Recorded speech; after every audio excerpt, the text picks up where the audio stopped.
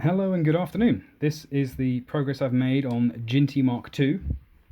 So this is a chassis for a locomotive. This is the body. Here's one I tried earlier. You can see there's some modifications to this body to fit the chassis, which will fit something like that. Actually, no, like this. When it's finished, and I'm really pleased actually. There were a few little mistakes that I managed to recover from, and this is what it looks like now. These two halves of this chassis come as part of this etch. This is the etch that you get when you buy this kit, this chassis kit. So this section in the middle is a jig, and I haven't bothered with it because I've got one from the last time I tried to build this chassis, so I just reused this one. And the other halves, these two chassis sides are etched out and they're in this section here. So it's simply a matter of slotting them in either side of this jig, and then passing these long axles through the holes in the jig, through the holes in the chassis sides, and through the other chassis and through the other hole in the jig. And they're all held square and straight, and you can then solder this together.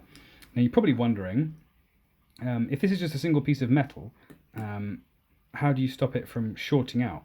And it's actually really quite simple. The way that you hold this together, you don't solder this side directly to this side. You use a piece of PCB in the middle. So you can see there's an insulating gap cut lengthways down here, and I'm slicing sections off as I need it. And that gap corresponds to the gap you see here in the chassis. So I solder the left side to one side of this insulated gap on the PCB and this side to the other side. And because it's got a cross section, not a small cross section, but it's not totally flat, it's actually really easy for you to keep things square and straight. Then you can use these oversized axles to make sure that the body isn't twisted. This gear tower, it seems to be, it gets slightly bent over by default. At least both times I built this chassis, this has looked like it's leaning over a bit too much, but apparently that's fine. Yes, and so here we go. So I've also made a modification recommended by the chap who designed this kit after a while. Normally there's meant to be a bearing on this side of the gear tower as well as this side. And that works if you've got a worm gear in the middle, both bearings, and then you have some kind of connector which connects this worm shaft with the motor shaft. If you're doing what I'm doing, which is trying to have a single piece that runs from the motor all the way through into the gear tower, then you need to leave this inside bearing off, because then that allows you to slot it in, to use something like putty to settle it in a perfect mesh, and then everything should work out okay.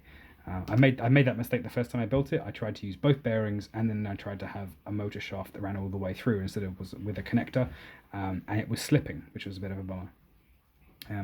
It also seems you can't do what I tried to do, which was to have the motor and the shaft without anything here. You need something to hold this end of the worm shaft in place against the helical gear, because these gears are so fine, they don't hold in place.